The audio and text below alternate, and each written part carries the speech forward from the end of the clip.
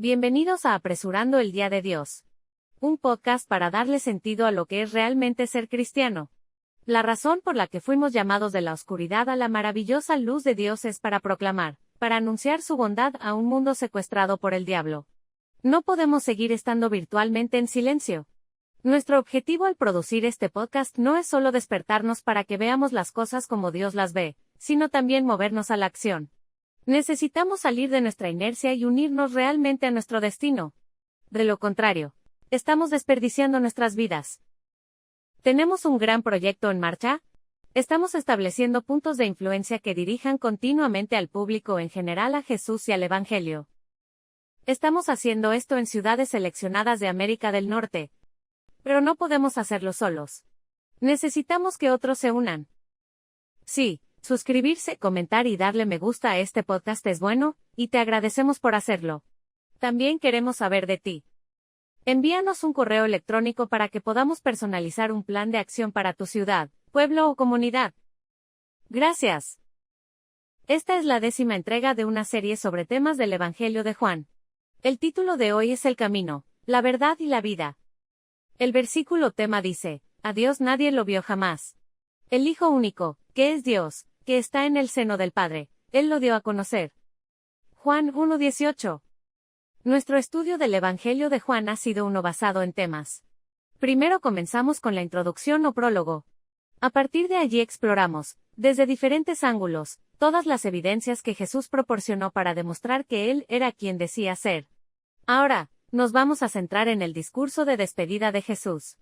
En Juan 2:4, 7:38-20 leemos que la hora de Jesús no había llegado. Ahora, a partir de Juan 12:23 en adelante, leemos que su hora había llegado. Antes de la creación de nuestro mundo, cuando Lucifer se rebeló contra Dios en el cielo, acusó a Dios de tener su carácter malvado.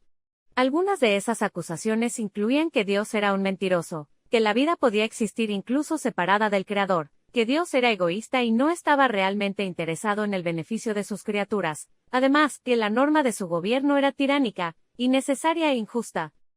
Jesús vino a dar testimonio de la verdad, a mostrarnos quién es el Padre. Puesto que su salvación depende de nuestra aceptación, si no confiamos en sus palabras, básicamente rechazamos la oferta de Dios de restaurar su carácter en nosotros. En Juan 13:3, leemos que Jesús era plenamente consciente, no solo de que había venido de Dios, y de que el Padre había puesto todo en sus manos. Aún así, eligió el papel de siervo. Escogió una toalla. Al realizar una tarea tan humilde, lavar los pies de los discípulos, Jesús demostró el carácter de la deidad. Tengamos en cuenta que en el reino de Dios, el más grande es el que más sirve. Dios sostiene cada partícula, cada átomo, todo lo que constituye el tiempo y el espacio. Nadie podría servir más que Dios. Jesús demostró el carácter divino, un carácter que busca beneficiar a los demás, un carácter de servicio. Él era un maestro y un señor con poder y autoridad. Usó su poder y autoridad para servir, para bendecir a los demás. No podemos decir que estamos siguiendo el ejemplo de Jesús si no servimos a los demás. ¿Qué servicio más grande que unirse a Dios para salvar almas? Podemos ser parte del todo, pero no el todo. Podemos tener una parte con Jesús. El esclavo no es mayor que su amo. Cuando presentamos la bondad de Dios, tenemos que hacerlo con amor y humildad, tal como lo hizo nuestro Salvador. A veces desarrollamos una especie de eclesiología triunfalista. Como no tenemos un día de arrepentimiento corporativo como el Yom Kippur, corremos el riesgo de hacer que el cristianismo sea desagradable y molesto. No queremos que la gente sienta que la religión es inútil, como una bicicleta para un pez. A Dios no le interesa tener esclavos, solo dinos qué hacer y lo hacemos. Quiere tener amigos. Seguir el camino es más importante que seguir órdenes. Puede suceder que comencemos solo siguiendo órdenes, pero mientras nos apeguemos a Jesús, que no solo es la verdad y la vida, sino también el camino, continuaremos aprendiendo y creciendo. Un día seremos amigos. Un día saldremos de la mentalidad de esclavos. Seguir el camino es más importante que seguir las órdenes. Si solo sigues las órdenes, no estás creciendo como persona. Solo seguir órdenes no desarrolla el carácter. Desarrolla una mentalidad de esclavo. Recuerda los juicios de Nuremberg, solo seguía las órdenes. Cuando nosotros, Al escuchar y honrar las instrucciones de Dios, llegamos a conocerlo y tenemos la oportunidad de desarrollar nuestra confianza en Dios. Después de decirles a sus alumnos que Él, su Maestro y Señor, está a punto de dejarlos, les da la seguridad inequívoca de que regresará. Juan 14:3. La frase vendré en este versículo está en tiempo presente griego, que se usa para describir un evento futuro con tal certeza que es como si ya estuviera sucediendo. Esto se conoce como el presente futurista. No olvidemos que Dios no está limitado por el tiempo, como nosotros. Por eso habla de cosas que para nosotros todavía no son, como si ya fueran. En base a eso, su regreso es absolutamente seguro. No hay ni la menor sombra de duda. La segunda venida es un tema importante en la Biblia. Se menciona más de 1800 veces en las Escrituras. Jesús mismo se refirió a ella más de 50 veces. También se la conoce como la esperanza bienaventurada. En otras palabras, la anticipación gozosa. Ahora, la pregunta lógica es, ¿cuándo sucederá eso? En Mateo 24:14, leemos que sucederá después de que el Evangelio sea proclamado a cada persona en la tierra. Por eso leemos en 2 de Pedro 3:12 que depende de nosotros apresurar el día de Dios. Si realmente queremos que Jesús regrese, no solo vamos a hacer todo lo que podamos, sino que también invitaremos a otros a unirse al pueblo de Dios, es decir, a unirse a la misión de Dios. No podemos ver a Dios y vivir. Jesús vino para hacernos visible al Padre. Jesús afirmó que Él es la verdad. ¿Qué verdad? La palabra para verdad es aletheia, que significa verdad, realidad en oposición a ilusión. El sueño de Lucifer de ocupar el lugar de Dios es completamente alucinante. El amor desinteresado de Dios, la base de su gobierno, es exactamente lo que sostiene el universo. Si Dios no estuviera a cargo, nada existiría. Jesús es la verdad encarnada, quien Dios realmente es.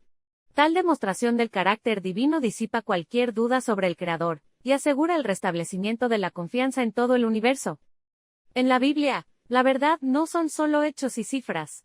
Presenta una fuerte correlación entre el concepto de verdad y luz, donde la luz se usa a menudo como metáfora para representar la verdad, lo que significa que la palabra y la revelación de Dios iluminan y aportan claridad al entendimiento, en contraste con la oscuridad asociada con la falsedad y la ignorancia. Esencialmente, venir a la luz significa abrazar la verdad. ¿Estamos realmente asociados con la verdad? ¿Está la verdad de Dios, la luz de Dios en nosotros? Si lo está, no podemos evitar compartir su resplandor. No es de extrañar que Jesús dijera que somos la luz del mundo. Si compartimos la bondad de Dios con el mundo, estamos cumpliendo nuestra misión de iluminarlo con la gloria de Dios.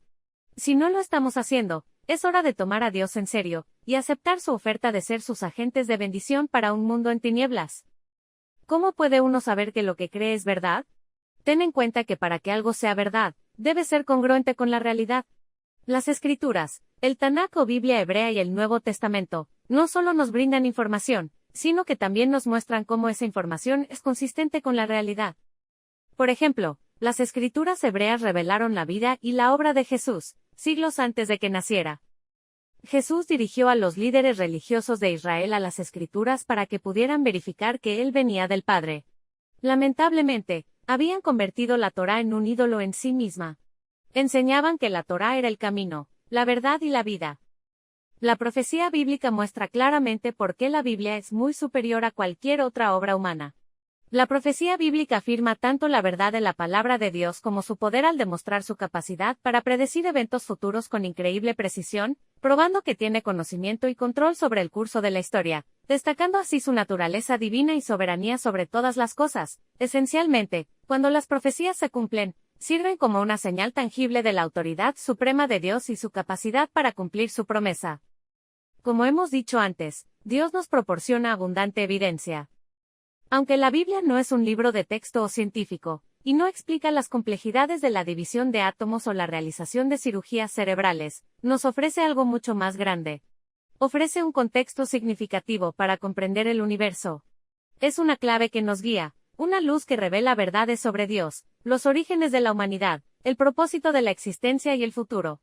Sin ella, quedaríamos en la oscuridad. Algunas de las muchas verdades que se encuentran en la Biblia y que la ciencia, incluso en teoría, nunca podría enseñarnos. La naturaleza y el carácter de Dios. La dinámica del gran conflicto. Cómo Dios sustenta no solo la vida, sino todo lo que existe, materia, energía y tiempo. El propósito y el significado de la vida. Orientación moral y ética. La realidad de nuestra separación de Dios y la restauración que nos ofrece. La certeza de la vida eterna. El amor y la relación con Dios. El destino del universo. Estas verdades abordan cuestiones de importancia fundamental y brindan un marco para comprender la existencia, la moralidad y la espiritualidad, ámbitos en los que la ciencia, por su naturaleza, ni siquiera puede especular. Somos libres solo cuando caminamos en la luz. Andar en la luz, caminar con Jesús y participar en su misión son inseparables. Juntos, describen una vida cristiana más abundante y completa, en la que los creyentes viven confiando y siguiendo las instrucciones de nuestro Maestro. Al hacer esto, nos acercamos más a Jesús y contribuimos activamente a la difusión del Evangelio. Envíanos un correo electrónico. Podemos concluir con confianza que responder a los impulsos del Espíritu y unirnos a la misión de Jesús nos afirma en la recepción del amor de aquel que es el camino, la verdad y la vida.